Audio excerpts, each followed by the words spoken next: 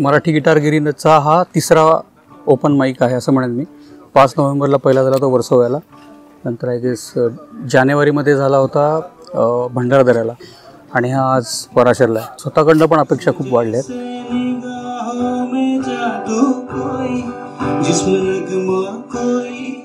नाही असं वाटतंय, पण तिथे गेल्यावर काय होईल सांगू नाही शकत. आणि यावेळेला बऱ्यापैकी सादरीकरण करायला बरीच लोक आली आहेत. स्टेज फिअर नाही वाटत आहे, किंवा असं फॅमिलीसारखं झालेत.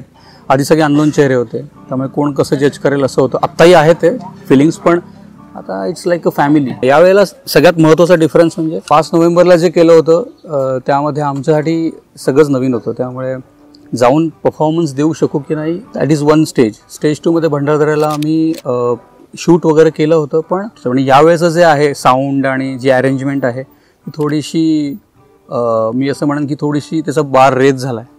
त्यामुळे आमच्यासाठी हे नवीन एक्सपिरियन्स आहे की तो आवाज आणि हे कसं साऊंड होईल किंवा काय. So it's new experience, exciting. Let's see. उजली किरण जैसे बन में हिरन जैसे चांदनी रात जैसे नगीने की बात जैसे मंदिर में हो एक जलता दिया हो. आफरी आफरी आफरी आफरी आफरी आफरी आफरी आफरी.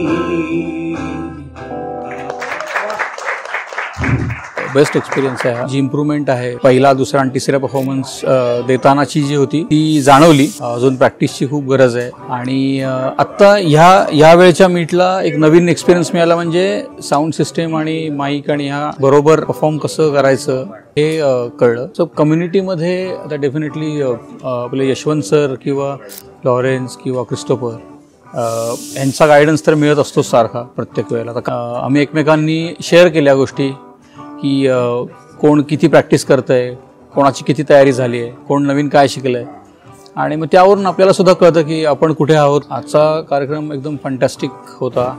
खूप होमली फिलिंग होतं. मित्र मिळाले असं म्हणेन, नवीन ओळखी झाल्या, तर मजा येते. आणि अजून पुढे शो होतील तर डेफिनेटली त्या शोचा भाग होण्याचा प्रयत्न करू.